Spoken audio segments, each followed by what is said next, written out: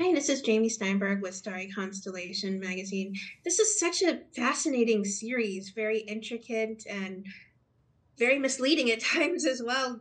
James, how did they originally describe Magnus to you? Actually, nobody described it to me at all. They just sent me the 8 episodes and let it speak for itself. So I read them in one day. So I feel like I had a similar experience to anyone in the audience who might binge the whole show. And I got to the end of it. I realized this is a completely unique project. I don't know if I've ever seen anything like this on television before, or even maybe in the cinema. It's obviously got a huge scale. It's got great production value, but it's bending genres because it's not quite a sci-fi, it's not quite a thriller, it's not quite a domestic drama or a conspiracy thing. It's all of that, and actually, then right at the heart, it's a really delicate, complicated study of the nature of human frailty, which I was like, well, I've got to be involved in that. That's brilliant. William, I find Paul to be super fascinating as well. Was there anything you added to him, though, that maybe initially wasn't been on the page for you, or something you may have found challenging about this portrayal for you? Well, I think I'm quite brilliant when I take on roles. There it is. I Yeah, agree. yeah. If I'm going to add something, I want to add my brilliance.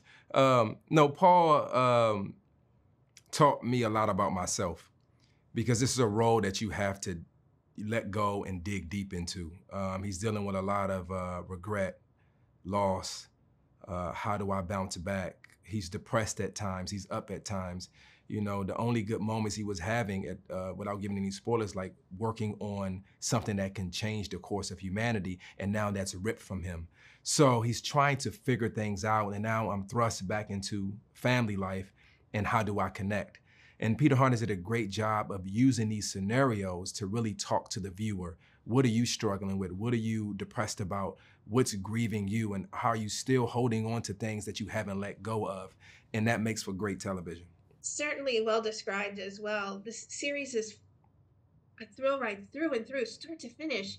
James, what do you think it is about this series that I think you even touched on it a little bit as well that makes it a must see through start to finish series? Well, I think you can see it on two levels. You can watch this huge epic show and just enjoy it as an entertainment. But I doubt that you'll be able to do that entirely because the show is asking you to lean in all the time. And for me, it was amongst other things, it was a real study in the nature of what is reality, which is definitely a question that I have been personally asking myself, certainly since the pandemic, because we seem to be living on shifting sands, and whatever I thought the rules were just stopped applying at some point. And now, who knows where we are. So that's what I love about these kind of shows. There isn't a show like this, but that's what I love about this show is it's asking very intimate, personal, and universal questions, but it's all dressed up in this huge, big, exciting production values and space and all that kind of stuff. I think at the core of it, though, it's just very human.